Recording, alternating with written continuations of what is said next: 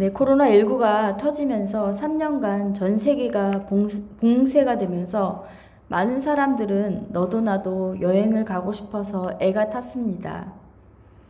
봉쇄가 풀리고 여행이 자유화가 시작되면서 반값 할인 행사를 한다고 하니 밤새 대기해서 구매하려는 일도 벌어졌습니다.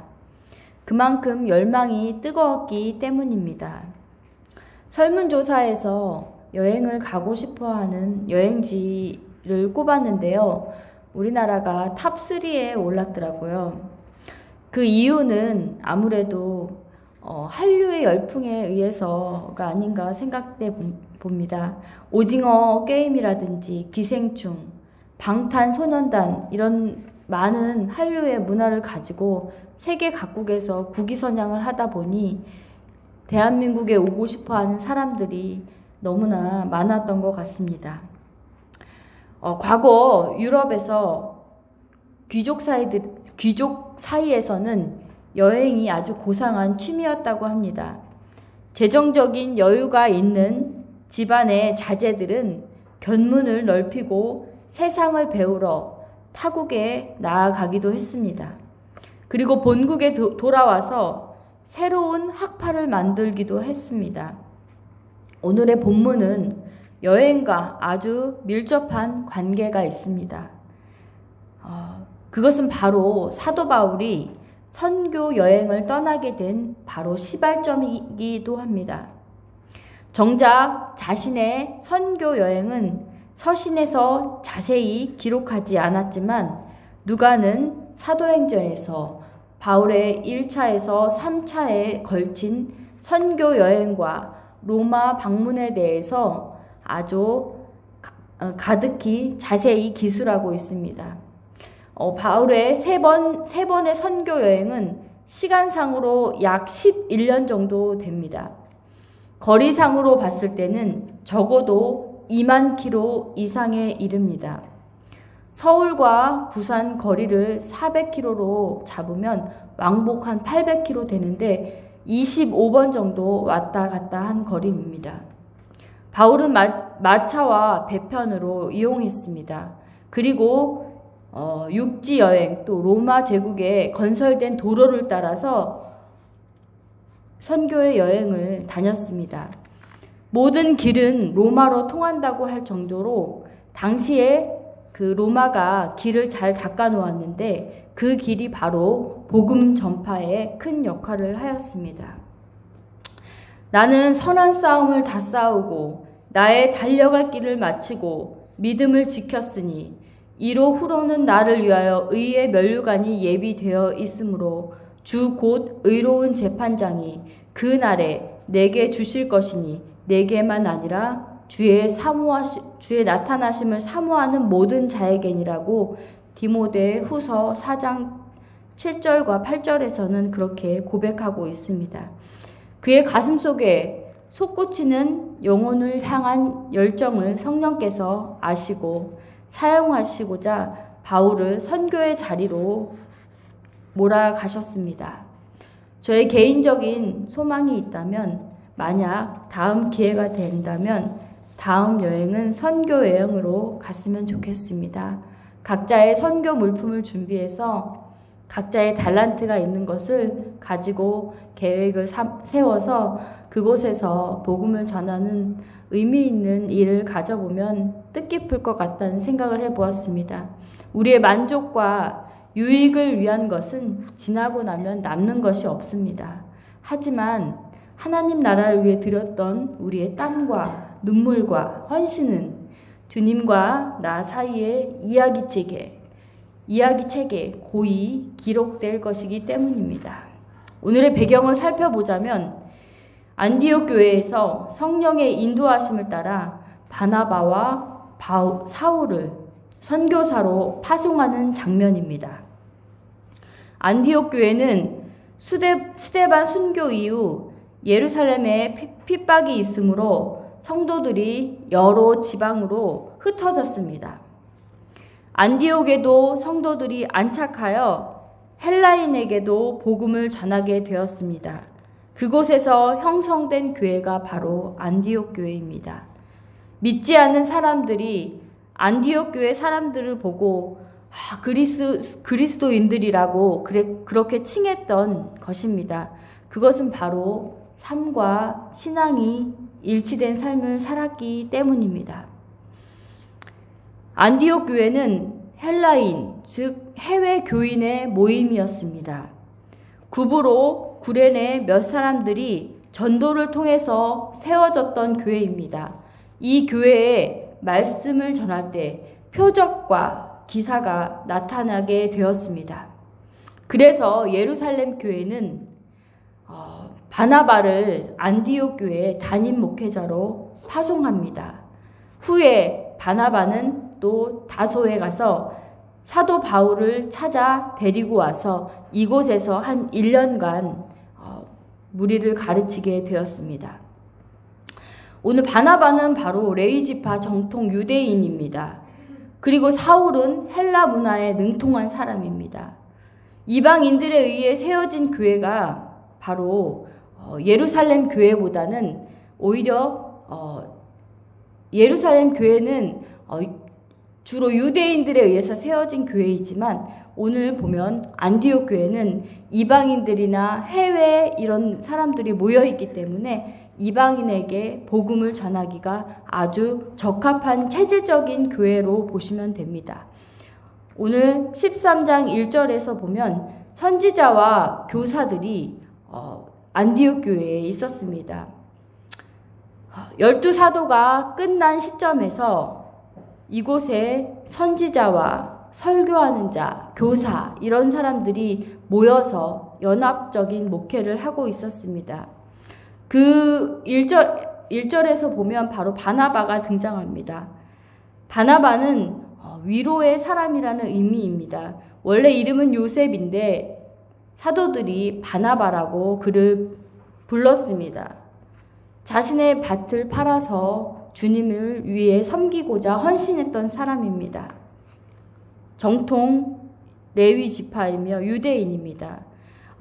예루살렘 교회가 안디옥 교회에 바나바를 파송해 부흥하게 했으며 성경은 이렇게 표현합니다. 바나바는 착한 사람이요 성령과 믿음이 충만한 자라 이에 큰 무리가 죽게 더하더라고 사도행전 11장에서 표현하고 있습니다. 그리고 시므온이라는 사람이 등장합니다.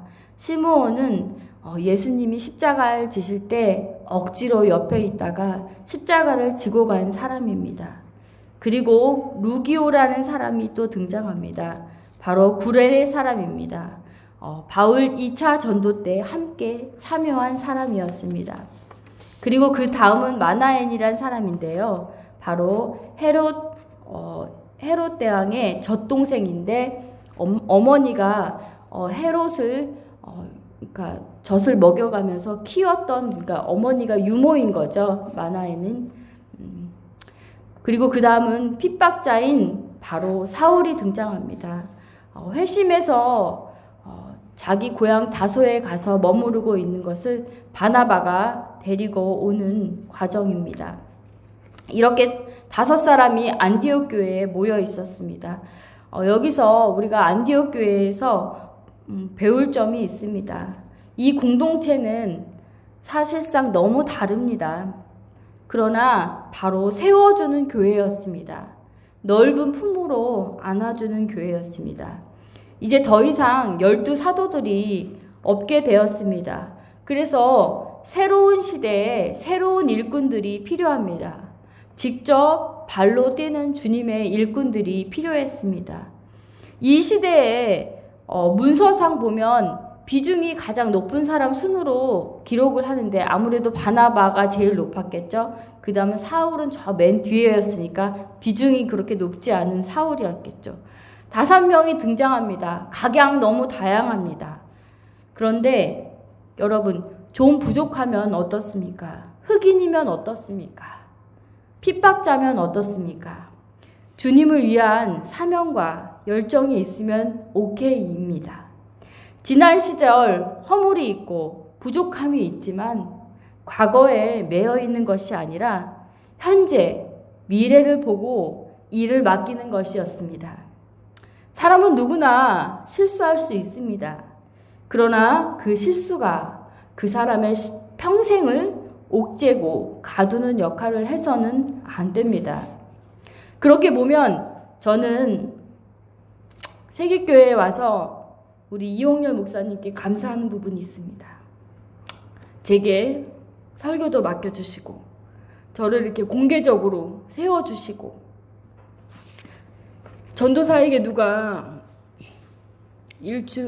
한 달에 그러니까 3주에 한 번씩 누가 설교의 자리를 주겠습니까? 근데 그럼에도 불구하고 저에게 이렇게 말씀을 전할 수 있는 기회를 주신 것에 대해서 참 하나님의 은혜다.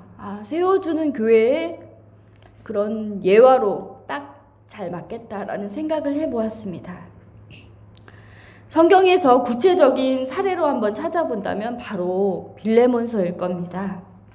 사도 바울이 자신의 형제가 된 오네시모를 위해 편지를 씁니다. 과거 빌레몬의 종이었지만 주인에게서 도망쳐 나온 종.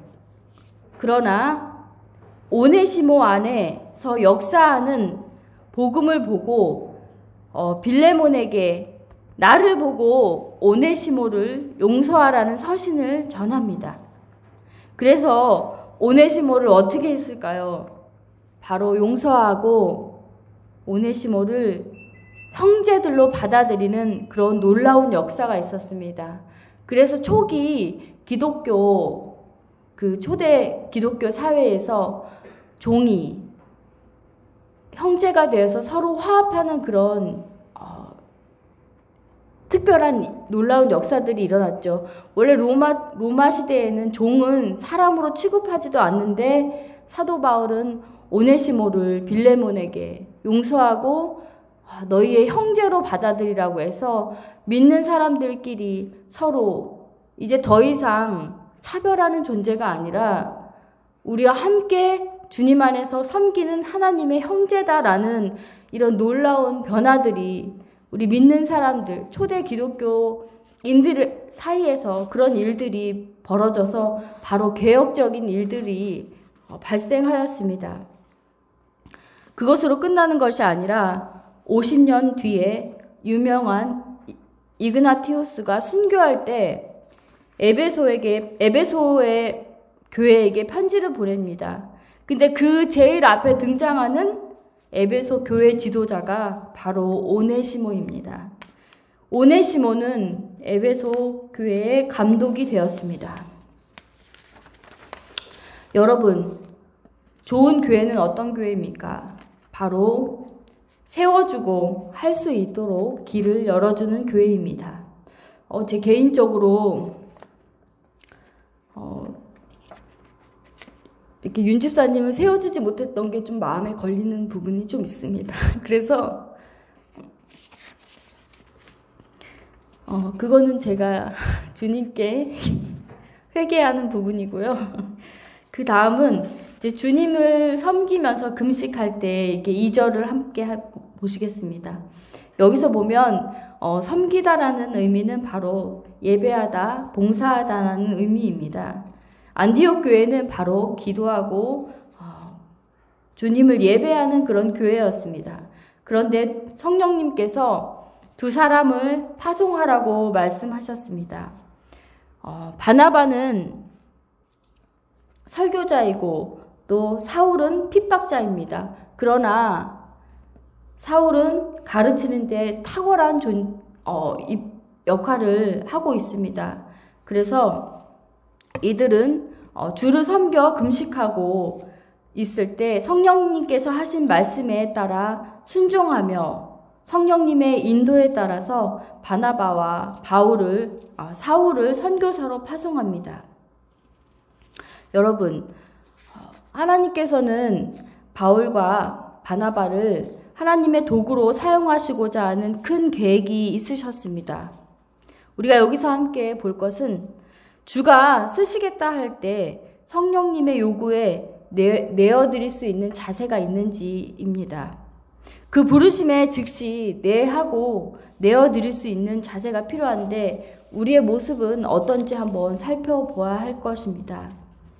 두 사람을 보내니라 라고 할 때 이 보낸다는 단어는 풀어주다, 놓아주다 라는 아펠리온입니다. 이것은 바로 자유롭게 해방시켜 주는 것입니다. 두 단어가 겹쳐진 것인데요. 뭐뭐에서부터 풀어 놓아 자유롭게 하다라는 의미입니다. 이 말의 의미를 살펴보면서 저는 무엇인가 한 가지 떠오르는 것이 있었습니다. 바로 묶임에서 풀어놓다, 마음껏 할 수 있게 해주다라는 것을 생각해 보았는데요. 바로 바나바와 사울이 가지고 있는 가능성을 보았다고 생각했습니다.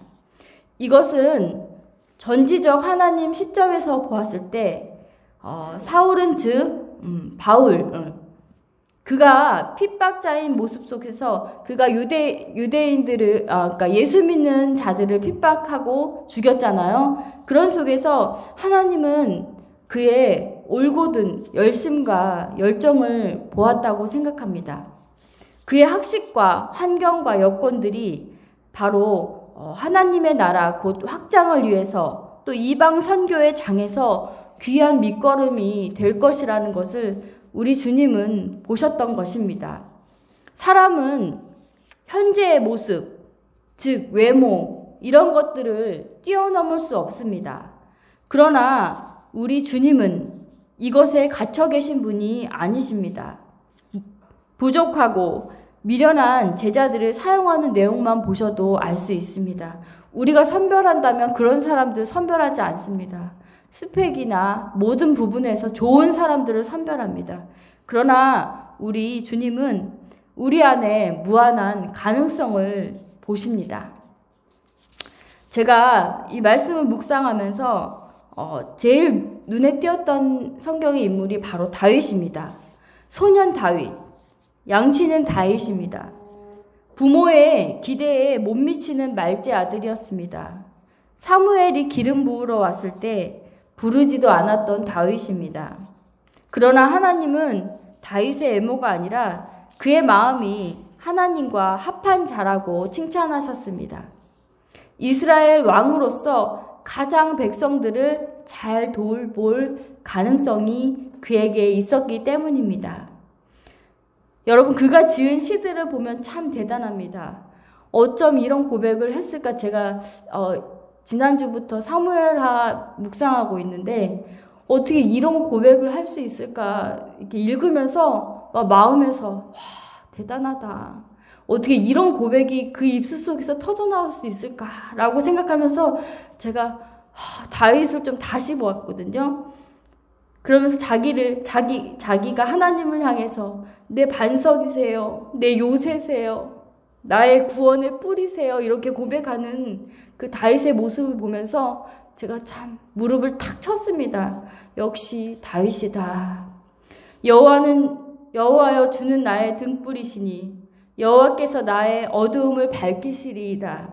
내가 주를 의지하고 적진으로 달리며 내 하나님을 의지하고 성벽을 뛰어넘나이다. 라고 우리 주님을 그렇게 고백합니다.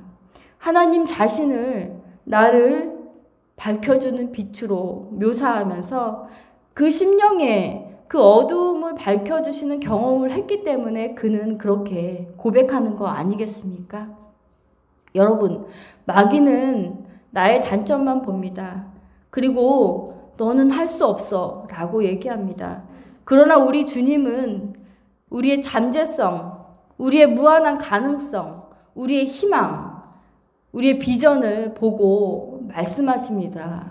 너는 할 수 있어 라고. 여러분, 사랑하는 여러분, 이제 말씀을 정리하겠습니다. 저희 집에는 겨자씨가 하나 있습니다. 아주 참깨보다 더 작습니다. 그래서 제가 가끔 이렇게 책상에 앉아서 겨자씨를 한 번씩 볼 때가 있거든. 참 쬐끄맣다. 근데 그걸 심으면 나중에 큰 나무가 되어서 많은 사람에게 그늘과 쉼과 여유를 줍니다. 지금 보잘것없는 인생이라 생각하시는 분이 있다면 그것은 참 맞습니다. 아주 정확한 관점일 수 있습니다.